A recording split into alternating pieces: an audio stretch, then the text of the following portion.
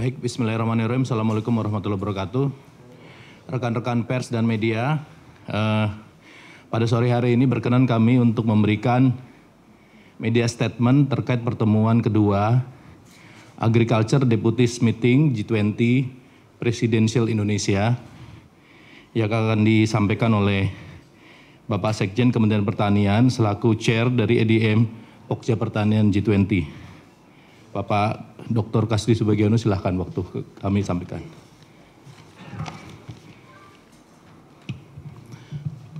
Assalamualaikum warahmatullahi wabarakatuh. Selamat sore teman-teman media. Terima kasih atas kehadirannya memenuhi undangan kami untuk bisa meliput apa yang terjadi selama 2 hari ini. Artinya progres kita 2 hari ini seperti apa untuk sidang yang sudah berlangsung 2728 ini. Teman-teman sekalian, sedikit saya koreksi berkait dengan peserta. Kita semua tahu pelaksanaannya 27 sampai 29 itu dibagi 2 hari sidang di ruangan, kemudian 1 hari kunjungan lapangan, begitu ya, teman-teman sekalian, dan sekaligus kita menghidupkan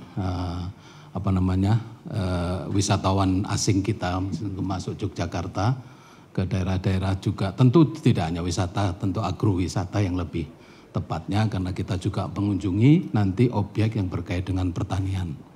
Itu satu. Yang kedua, saya sedikit koreksi karena ada dinamika berkait dengan peserta, teman-teman sekalian. Pada saat pembukaan kemarin saya bilang 100, sekarang berkembang memang 157 delegasi yang terdiri dari 85 delegasi asing yang merupakan perwakilan 20 negara anggota G20, 7 negara undangan, dan 13 organisasi internasional, serta 63 delegasi kita, Indonesia. Teman-teman sekalian, pertemuan ADM 2 ini, ADM itu Agriculture Deputies Meeting yang kedua, seperti yang saya sampaikan, yang pertama sudah kita laksanakan di bulan Maret kemarin. Sekarang adalah ADM yang kedua, itu berlangsung 2 sampai 3 hari, yang tentu nanti akan kami sampaikan beberapa yang hasilnya begitu. Dari 2 hari pertemuan, saya sampaikan teman-teman sekalian, semua anggota G20, organisasi internasional, observer, dan undangan mengapresiasi Indonesia. Apresiasi yang pertama teman-teman Indonesia adalah bahwa mereka aware, mereka sadar pada saat Indonesia menjadi presidensi, itu kondisinya sulit. Ya, sulit itu diantaranya berbagai dinamika yang terjadi, seperti kita ketahui COVID-19 yang belum berakhir, kemudian krisis pangan dunia, kemudian juga geopolitical tension. Ini yang sangat sulit untuk bagi Indonesia. Bukan berarti tidak bisa Indonesia terus, alhamdulillah apresiasi itu ada. Yang kedua, apresiasi yang kedua itu adalah dukungan members dan organisasi internasional, observer maupun undangan lainnya terhadap substansi yang kita propose. Dari substansi yang kita propose itu, yang berjudul tema besarnya adalah Balancing Food Production and Trade to Fulfill Food for All. Jadi ya kira-kira keseimbangan antara produksi dan juga perdagangan, ya, dengan maksud untuk memenuhi pangan bagi semua. Tidak boleh ada batas negara, batas nasional, kemudian restriksi dan lain sebagainya.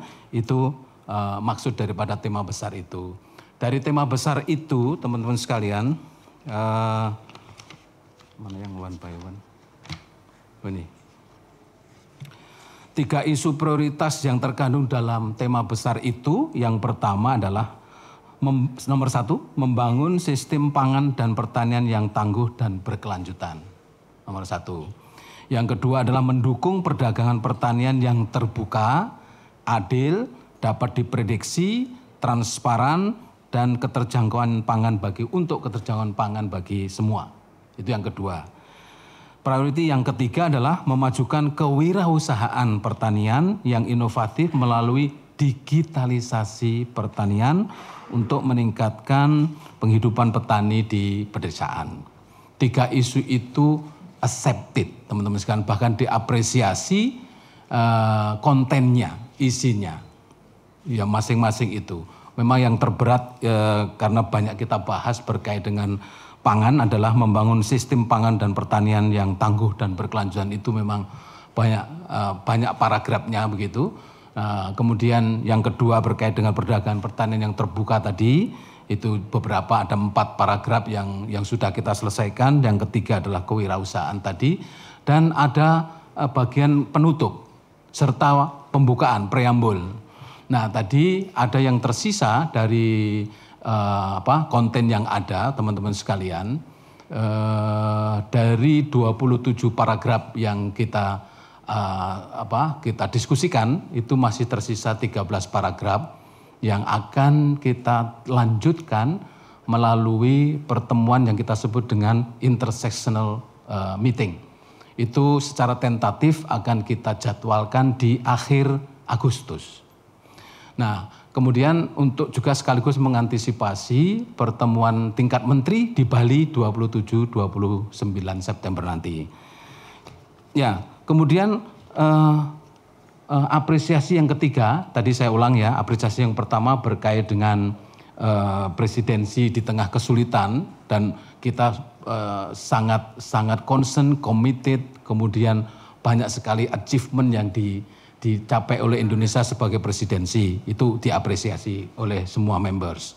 Yang kedua adalah dukungan 3 prioritas yang baru saya baca tadi. Yang ketiga adalah kita mengajukan namanya concrete deliverable.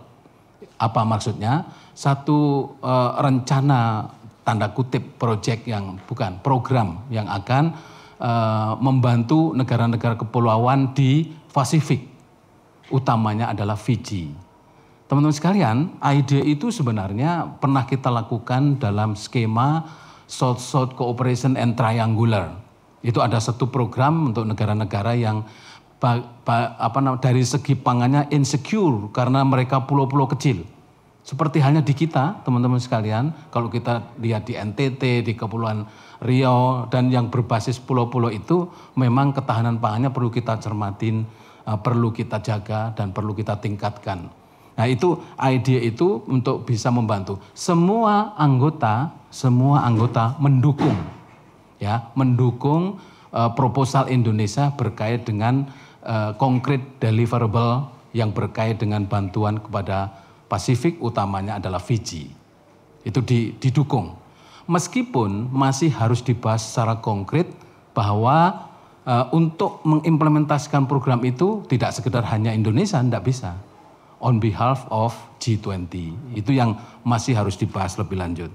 3 hal itu mohon teman-teman sekalian mensosialisasikan pada publik, karena achievement yang dicapai oleh Indonesia, utamanya di Agriculture Working Group ini pada pertemuan deputis yang kedua di Yogyakarta ini.